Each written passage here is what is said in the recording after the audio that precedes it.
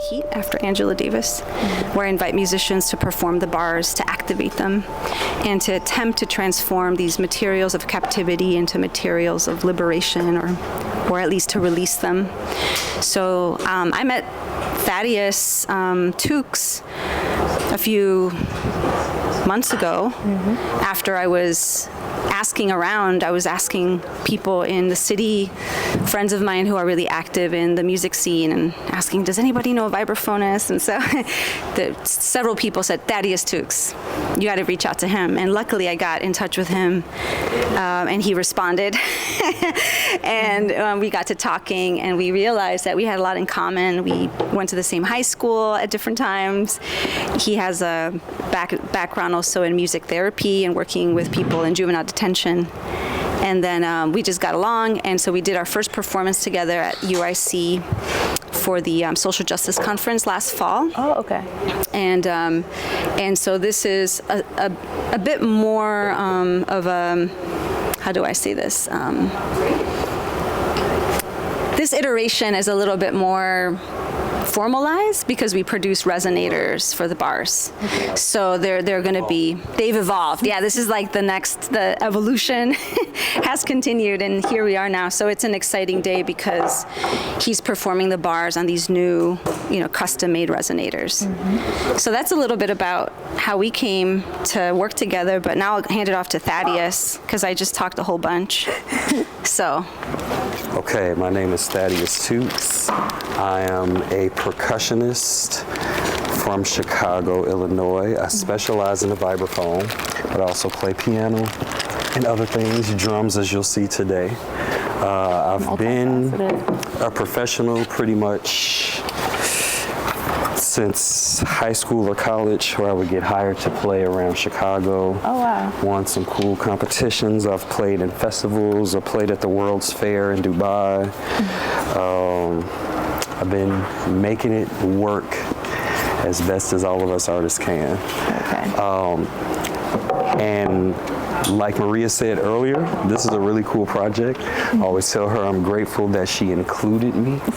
I do have a history with working with incarcerated youth in undergraduate and in my graduate program. Doing music with them. In undergraduate, we were essentially teaching them how to make beats using GarageBand for self-expression. And in graduate school, as Maria said, I've been studying music therapy, which is a whole different way of engaging with them. So when she approached me about this project where she found jail bars and wanted to repurpose them to be an instrument, it kind of felt right up my alley. Okay. This is really our second collaboration. Oh, okay. And so it's the first time performing for the festival. Yeah, yes.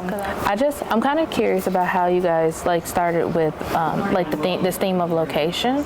Like you said, I looked at your website a little bit. It talked about the policies of location. So I just wanted to know what attracted you to that. Oh, sure. Specific Yeah. No, I'm happy to talk about it. And I'll talk a little bit about it today during the presentation. But so specifically for me, I grew up a few blocks from the Kakani jail in Little Village. That's where it's located. And I also have a background in teaching and doing community-based public art projects. So ever since I was a kid, public space, thinking about what the largest architecture of our neighborhood is, and in our case, it's a jail. And so how does that impact the people who live in that area, and what does that mean? Because in other communities, it might be a library or a park, right? And so, and then I visited the jail when I was a kid because my elementary school took us to the jail as part of a Scared Straight program. So I actually went through Division 1, which is where these come from. So it's actually a very sobering experience to kind of have that memory of being a kid and walking through those cages and seeing Black and brown men incarcerated and thinking about how a lot of those men look like people I knew or people in my family, and not really having the language or ability to kind of think critically about what that means. You know, I was 12, I think. And to now be working with that material is a way for me to almost kind of like talk back to that material and to talk back within a community space, like with people in my community or with people engaged in these issues or that are interested in thinking about how the carceral landscape implicates all of us, and how we have to imagine new worlds that don't include prisons and jails or detention centers. So that's sort of on a personal level. But I think, you know, politics of location, that's, to me, I can't imagine being an artist without thinking about the politics of location. Like, to me, everything is political. Like, we don't make art in a bubble.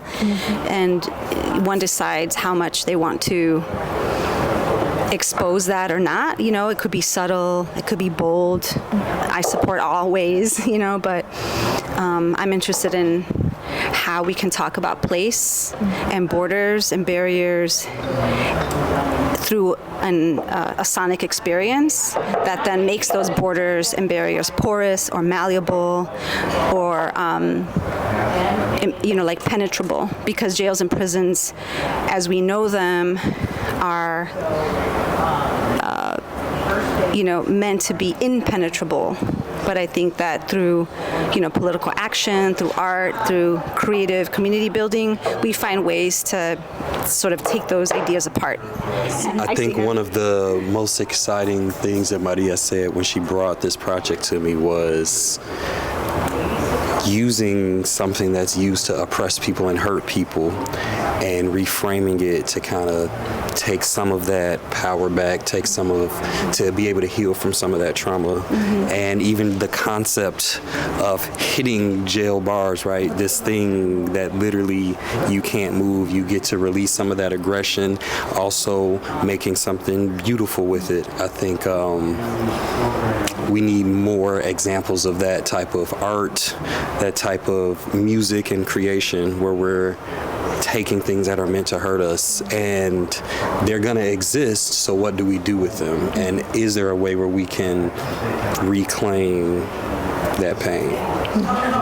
And I guess, like, one of my last questions is, like, you collaborate with a lot of performers, like different artists. How does, like, collaboration, like, when you're thinking of, like, installation and just different art, like this, for example, how do you, like, decide who you're going to collaborate with? How does collaboration work? Like, how do you see the person fitting into your creative process? Yeah, that's a great question. I mean, I love collaboration. I feel like what I love about collaboration is that there's a sense of improvisation within collaboration that I think if you're not, you know, if you're, I also make sculptures by myself in the studio, so I have that practice too. And that is existing on a different register. You know, it has different demands, it has different textures. And when I work in collaboration with other people, there's a bit of not knowing. There's a lot of not knowing in art in general, but there's a lot more of not knowing with performers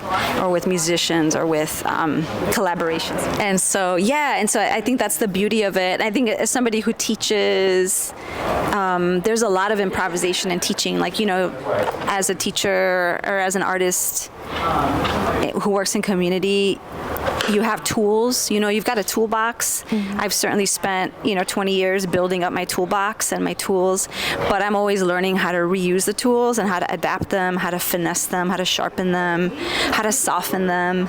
And I think with collaboration, there's a sense of one, not knowing, but there's also a sense of call and response. Like, there's things that Thaddeus points out that I hadn't thought of, like as we were building the resonators, he was listening to the way those resonators were making sound. And so then I responded through a design, and then I worked with the fabricator to further the design, to clean up the design. So there's a lot of kind of call and response happening, and I think that's the beauty of it, is that there isn't a script.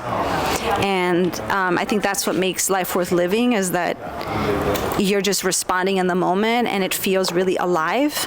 And I think for me, making work that feels alive and living and energetic is exactly the act of resistance that we need to kind of go against these oppressive materials, because they're all about taking life away. Mm-hmm. And so, and in terms of like who to work with, so I worked with some really incredible musicians over the past few years. James Gordon Williams inaugurated the project. He's actually a pianist and a composer, but he was very interested in the material.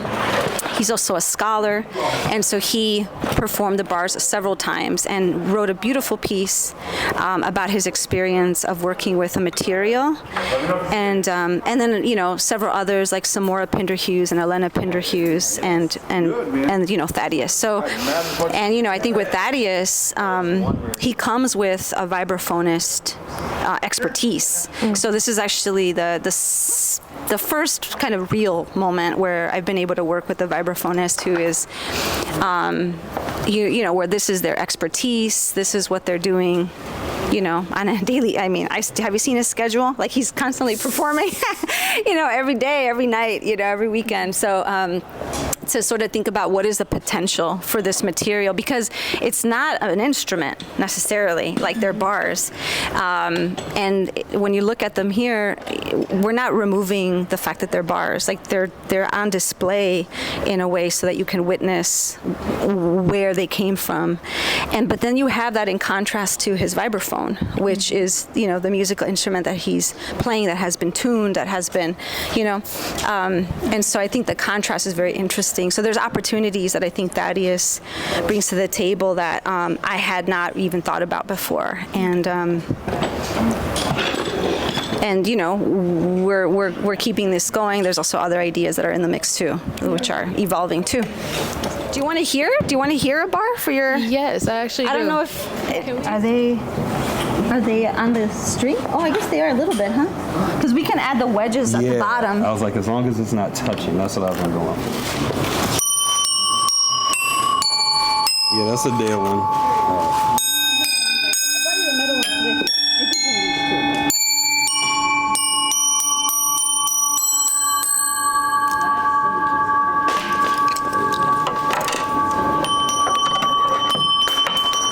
Here's the power. Thank you.